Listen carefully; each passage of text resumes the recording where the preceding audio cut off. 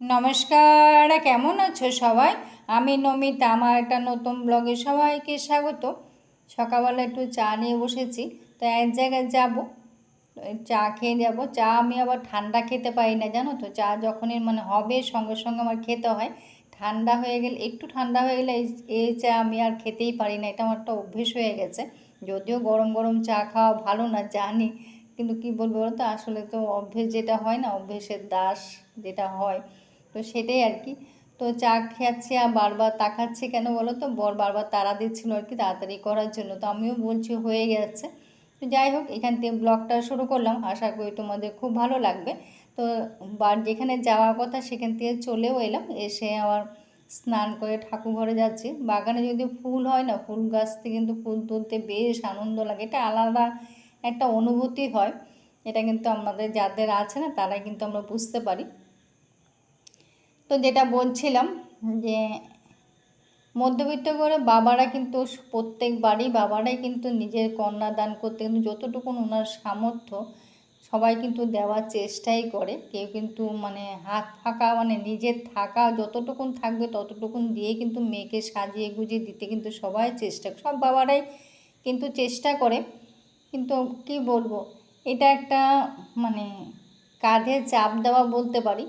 কেননা যদি দেবে বিয়েবাড়ি কি, এটা প্রতিযোগিতা বলা যেতে পারে। কেন বিয়েবাড়ি কি দেখা যায় কাকে কতটা গয়না দেওয়া হয়েছে। দেখো আজকে যেহেতু বৃহস্পতিবার, এটা বৃহস্পতিবারের ব্লগ, তা আজকে তো বৃহস্পতিবারই, তো সকাল থেকে ব্লগটা শুরু করেছি।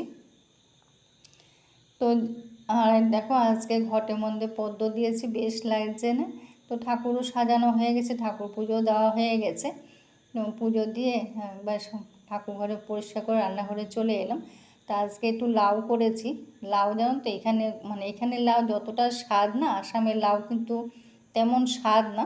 আর আসামের লাউ কিন্তু আবার সেদ্ধও হতে চায় না, ওরা একের সময় যে কুকারে দিয়েও সিদ্ধ করতে হয়। কখনো কখনো কিন্তু সব লাউ কিন্তু সেদ্ধও হতে, এখানে লাউ যেমন কড়াইতেই সেদ্ধ হয়ে যায়, ওখানে লাউ কিন্তু, যার জন্য আসামে যে আসে না সে কিন্তু এখানে লাউ খেতে খুব পছন্দ করে। তো ভাত বসিয়েছি, এদিকে লাউটাও হয়ে গেছে, মাছটাও ভেজে নিচ্ছি। তো যেটা বলছিলাম যে প্রতিযোগিতা বলছি কেন বলো তো, এটা মেয়েকে কতটা গয়না দেওয়া হলো, কি শাড়ি পরলো। তো মাছ রান্না হয়ে গেছে, কি শাড়ি পরলো, কত দামি শাড়ি পরলো, কত দামি গয়না দেওয়া হলো, তারপরে কেমন লাইটিং হলো, কেমন আয়োজন হলো, সেটাই কিন্তু বেশি দেখা হয়।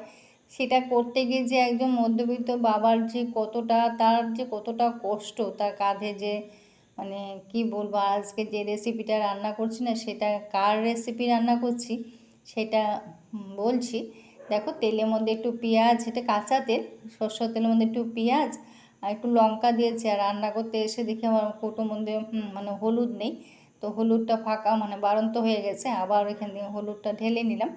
তো এটা হয় এখন মাঝে মধ্যে, কিন্তু আগে কিন্তু রাতেরবেলা আমি সব গুছিয়ে রাখি, এখন কিন্তু বেশ কিছুদিন ধরে আমার সব উল্টোপাল্টা হচ্ছে। তো যাই হোক, তো হলুদটা একটু ঢেলে নিলাম, তো ঢেলে তারপরে যেটা কড়াইতে দিয়েছি পেঁয়াজ আর তেল আর নুন দিয়েছি। আর এখনও হলুদটা না, আমার যে এই মাসে যে হলুদটা এসছে না, এই হলুদটা কিন্তু একটু বেশি দিলে আবার গন্ধ করে, আবার কম দিলে কালারটা ঠিকঠাক আসে না। তখন কিছু করার নেই, যেটা শেষ তো করতেই হবে। আর একটু জিরে একটু ধনে দিলাম, এটা হাতে মাখবো আর কি। তো হাতে মেখে আগে এটাকে ভালো করে মেখে নেব হাতে। আর জিরে গুঁড়ো আর ধনে গুঁড়ো একটু দিলাম, পেঁয়াজ আর মিলে এটা দিয়ে মেখে নিলাম আর কি। তো মেখে দেখো পুরো ভালো করে মেখে নিচ্ছি।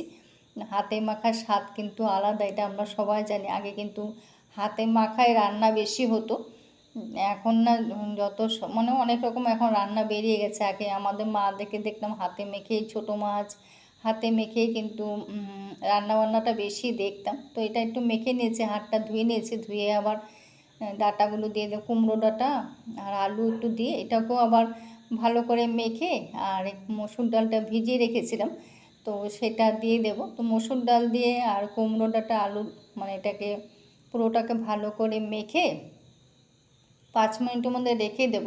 তো এটা কার রেসিপি সেটাও বলছি, আগে সবটা গুছিয়ে নিই তারপরে বলছি আর কি।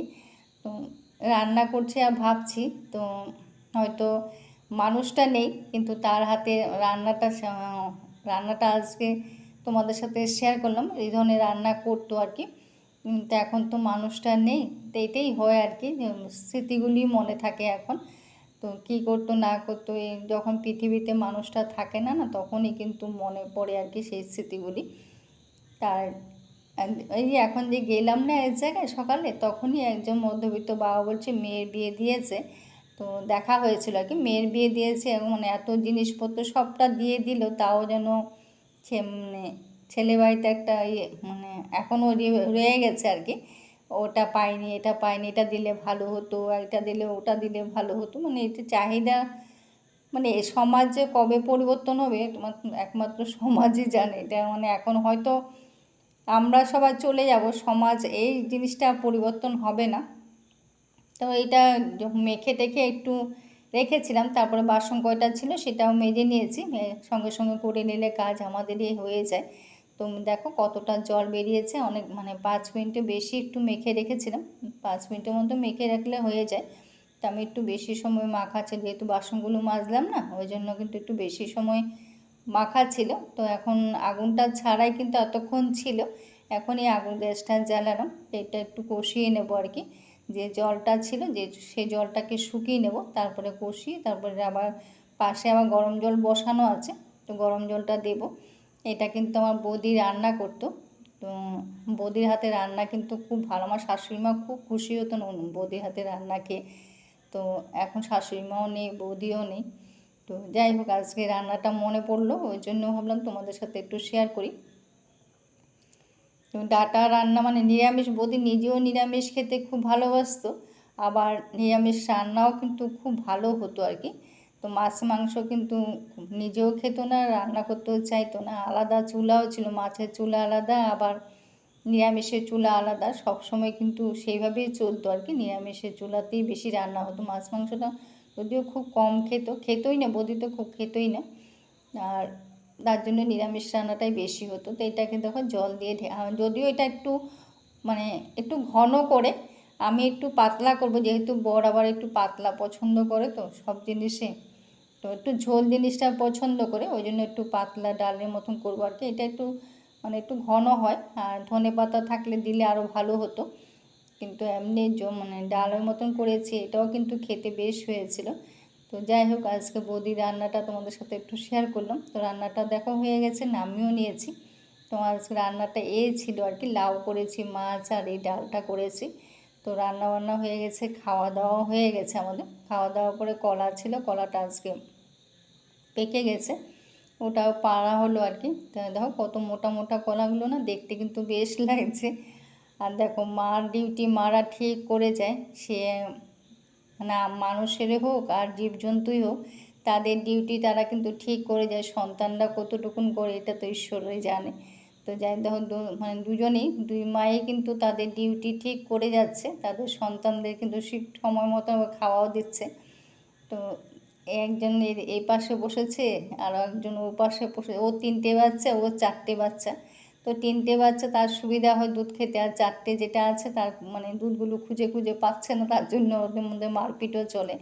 দেখতে কিন্তু বেশ লাগে। দিনের শেষে কিন্তু আমরা সবাই একটু শান্তি পেয়েছি, মানে এতটা গরম ছিল, এই গরমের মধ্যে দেখে না বিশাল শান্তি। দিনের শেষে এটা দেখে মানে বৃষ্টি হয়েছে, ঝড় হয়েছে, তো খুব শান্তি পেয়েছি। মানে এই শান্তির ঘুমটা কিন্তু খুব ভালোই হবে। তো যাই হোক, এটা মাঝে মাঝে খুব দরকার। আর কারেন্টও চলে গেছে, তারপরে কিছুক্ষণ পরে কারেন্টটা এলো, তারপর নিচে চলে গেলাম। এই বৃষ্টি দেখে কিন্তু বেশ ভালো লাগছিল। তো চা বসিয়েছি, তো চা খেতে খেতে আজকে ভিডিওটাও শেষ করব। তো কেমন লাগলো সবাই কমেন্ট করো, ভালো থেকো, সুস্থ থেকো। তো আজকে ভাগ্নি এটাও এনেছিল, তো এগুলি কিছুই খোলা হয়নি, যেহেতু যখন মানে নিয়ে এসেছিলাম তখন তো পরিস্থিতিটা একটু উল্টোপাল্টা হয়ে গেছে, তখনই তো বৌদি মারা গেছিলো। তারপরে কিন্তু কিছুই খোলা হয়নি আর কি, যেমন জিনিস তেমনই ছিল। তো এখনই আস্তে আস্তে সব খুলছি। তো আজকে দেখো ভিতরে এটা সসগুলি ভিতরেই ছিল, তো এটাও কেটে নিলাম। কেটে এটা আজকে মানে চানাচুর দিয়ে সসটা খাওয়াবো, মানে বর তো সস খায় না, তার জন্য কিন্তু ওকে সস দিইনি, আমিই খেয়েছি আর কি সস দিয়ে। আমার কিন্তু খেতে বেশ লেগেছে। বরকে এমনি দিয়েছি, বাটির মধ্যে ও মুড়ি দিয়ে খেয়েছে আর চা দিয়েছি, আর আমি এমনিই খেয়েছি। খেতে খেতে কিন্তু আজকে ভিডিওটাও শেষ করলাম। খেতে বেশ লেগেছে সস দিয়ে। তো যাই হোক, আমার সস খেতে মানে ভালো লাগে আর কি। তো যাই হোক, আজকে এখানে শেষ করলাম। কিছু একটা যদি ভালো